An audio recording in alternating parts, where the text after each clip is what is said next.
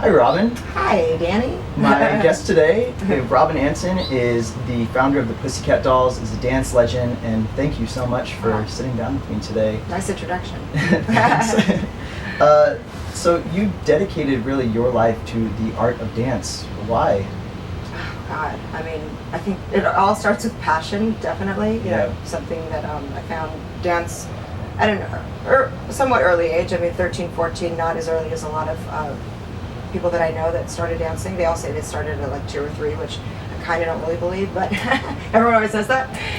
But you know, at that age I found dance and I loved it, and I just continued on with it, and ended up on a dance scholarship that helped me really understand and really learn how to dance. Took 6, 7 classes a day, and was able to actually to have 2 years of a real solid foundation and learn, and that's what really got me into the world of dance and become a professional dancer, and it wasn't easy. Trust me, it wasn't easy. I struggled. I didn't get every job at all and cried a lot, and didn't make a lot of money. Sometimes I did, sometimes I didn't, with paycheck to paycheck. It was hard. So how old were you when you really found the passion that you really wanted to do this for the rest of your life? Well, I was always I always had that creative mind, and I learned how to sew when I was really young. My grandfather was a tailor from England, and bought me sewing machines every year for my birthday, and so I learned how to sew. I was making myself clothes and all my girlfriends, and that was part of what got me into just creating like shows that I would put on stage. It started with recitals when I was on a scholarship, and tons of different shows leading up to creating the Pussycat Dolls that then became a show at the Viper Room. I made all the costumes.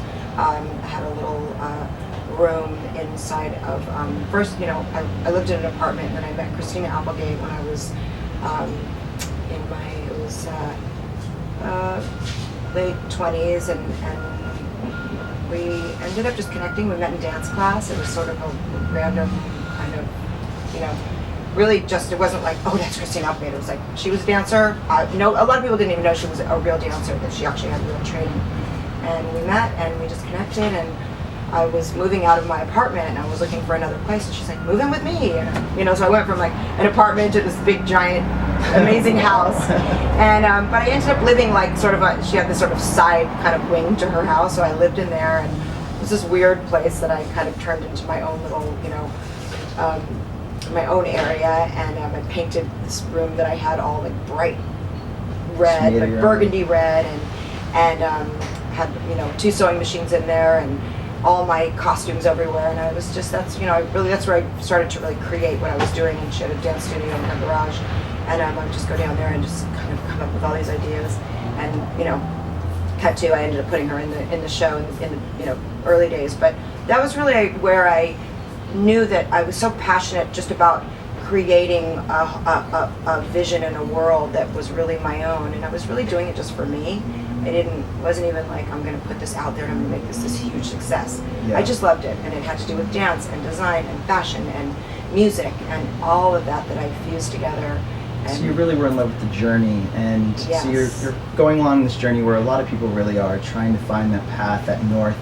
And so what really were you doing before you kind of were able to support yourself full time with the dancing, like creating the group like the Pussycat Dolls? Well, I mean, early on I was working in clothing stores, and just, it was just sort of finding my way, and I didn't come from a family with a lot of money, and so I mean, they were very supportive emotionally, but financially I really had to make it on my own and figure it out on my own, and I was, I knew that I loved fashion, and I knew that I loved music, and obviously dancing was something that I was hoping to be able to support myself, and I did okay. Like I said, struggle a lot, and there were times where I literally could not pay my rent, and when I lived with Christina, I paid my rent, and she was very respectful of that. I paid her rent, and she took it, and I was really happy about that, because I would not ever want to live there for free, knowing that I could. So when you were kind of gone through all of this, and you've created the Pussycat Dolls, you've created GRL, you have your new project, which we'll talk about soon enough. Yeah. Really, how have you been able to continue to find motivation and like keep going? Like what is inspiring you today to keep going? I think what inspires me is just, I mean, it's really just everything I see, around from, reading magazines is, how fashion, how trends and everything changes so much, and everything from sort of back in the day, looking at, clothes that my parents wore from back in the day to, photography, music really inspires me. I just, it's I'll see something. It could be just a pattern. It could be a piece of music. It could be, a dance or anything that will make me come up with an idea and think, I want to do that, but I want to twist it, I want to turn it into that. I mean, that's really, Pussycat Dolls really came out of, as far as music, I love punk rock, I love disco, I love rock and roll, I love all these different kinds of music that I really put into the show, and the music created the look and the fashion. When you look at all the costumes that I created from day one, I mean, they're all inspired by the Sex Pistols, by Donna Summer, by all these everything, like different levels of fashion and the trends over the years. And I'm still like that to this day. I mean, nothing has changed for me in that way, and I will always work from that grassroots kind of mindset. Even though Pussycat Dolls blew up and we sold 20 million albums, and I mean, something that I never thought was going to happen, but I still always, I carry around a needle and thread in my purse every single day. Always ready for that Martha Stewart moment. Absolutely, yeah. So after so many years, would you ever look back and do something else? Like, is there something that you kind of regretted not being able to accomplish? No, I mean, everything that I wanted to do, I've really put into the world of the Pussycat Dolls. Thankfully I've been able to do that, and to be able to sort of branch out. And Pussycat Dolls I look at as sort of like the trunk of the tree, and there's all these different branches that are the fashion I created. I'm involved in a really great fashion line called Elliott Label that I had with my partner Kylie, and working on a new fashion line, and also doing all the girl groups that I've done. And some work, some don't. It's just the nature of girls and the business. And Pussycat Dolls has been the one that has just helped me be creative. So I've really used that and used everything that I've wanted to do under that umbrella. Of course, I guess if there's that one thing that I could do, it would be like if I could sing like Christina Aguilera. Right. I mean, who doesn't want to sing? I mean, anyone that wants to sing like her. So yes, of course, that would be something I wish I could do, but I can't do. So looking back, I mean, I don't know. I feel really. I feel like I'm doing exactly what I love. I'm still dancing religiously every single day because I love it so much, and I'm so happy that I've put myself back in that world and gotten better at dancing, gotten better at hip hop, gotten better at all these things that I maybe thought before I couldn't do. And now we're talking about Pussycat Dolls reunion. Really? We're talking about it.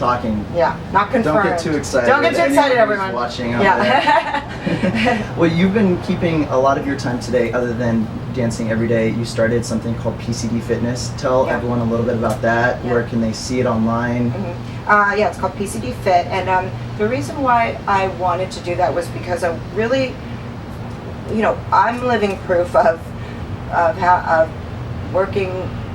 working out, but in a way that involves dance and fitness. So, I wanted to kind of show everyone and tell, everyone from my fans to my friends to family, everyone, and send the message out that anyone can dance. People go, no, maybe anyone, but I can't. That's what people say. And the truth is it's about a lot of trust and about a lot of passion. And I like to bring those people in, and watch them go from being so afraid to like, wow, I'm actually doing it. I actually learn maybe, one, we call it one count of 8, which is just sort of like, the first 8, that they learn, and that meaning they learn actually how to do choreography. I've worked with a lot of celebrities like, Gwen Stefani, Charlize Theron, Scarlett Johansson, Fergie. Wow. Pink. I've worked with so many girls that are out there that are rock stars, actresses that have, Gwyneth Paltrow, Cameron Diaz, Drew Barrymore. The list goes on. Takes and class on with and me on. religiously now because someone like Drew, like she wants to dance so bad. She has it in her. It's in her. It's like in her soul. But she didn't grow up. She didn't know how to dance. She didn't have that foundation. She didn't have any of that training.